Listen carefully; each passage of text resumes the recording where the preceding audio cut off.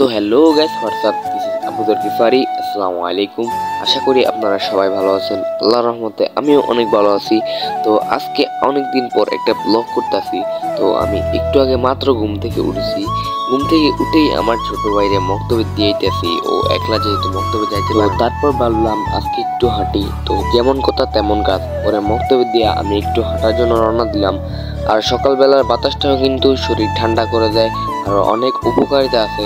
আর সকালবেলা হাঁটাতেও কিন্তু শরীরের জন্য। আর আপনারা আমাকে অনেকে কমেন্ট করেন যে আমার ভিডিও কোয়ালিটি আরো ভালো করতে।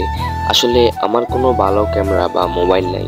তো যখন ভালো মোবাইল নিব তখন ইনশাআল্লাহ ভিডিওর কোয়ালিটি আরো ভালো হবে।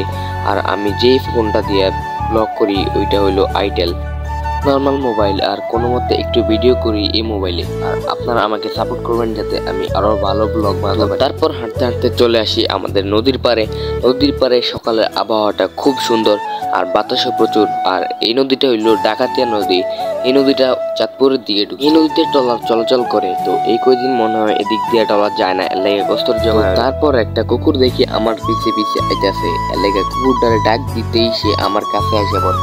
তো তারপর হাঁটতে হাঁটতে চলে যাই আমাদের এইদিকে নাম করা মসজিদে। আসলে এইটা হলো হুজুরের বাড়ির মসজিদ। এই মসজিদটা অনেক সুন্দর। এই মসজিদটা দেখার জন্য অনেক সময় দূর দূর থেকে মানুষ আসে।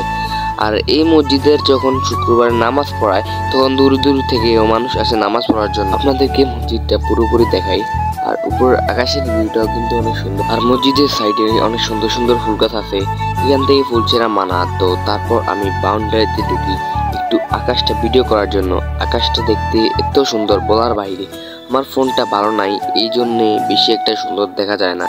আর এদিকে প্রচুর পরিমাণ বাতাস। তো এদিকে একটু হাঁটাহাঁটি করি। আর আমার বাড়িতে অনেক সময় কারেন্ট চলে গেলে গরম লাগে, তারপর আমি বাতাস খাওয়ার জন্য এদিকে চলে আসি। আর এই জায়গায় আমার অনেক স্মৃতি আছে বলার বাইরে। এই জায়গায় দুষ্টামি করতে যায় কত যে জুতার নিচে পড়ে গেছে। তো যাই হোক, আমার আবার তাড়াতাড়ি বাড়িতে যেতে হইব, নইলে আবার সমস্যা হইব। তো তারপর আমি রওনা দিলাম অন্য জায়গা দিয়ে আমগো বাড়িতে। আজকে অনেক হাঁটছি, যাক এখন থেকে প্রতিদিন হাঁটবো। হাঁটা শরীরের জন্য ভালো ও উপকারী। তো আপনাদের যদি আমার ব্লগ ভালো লাগে আমাকে সাপোর্ট করবেন, আমার জন্য দোয়া করবেন যাতে আমি আরো ভালো ব্লগ বানাতে পারি। তো আমি প্রায় বাড়ির কাছে আইসা পড়ছি। তো আজকের জন্য আমার ব্লগ এতটুকুই। আসসালামু আলাইকুম। আমার জন্য সবাই দোয়া করবেন। দেখা হবে আবার অন্য ভিডিওতে।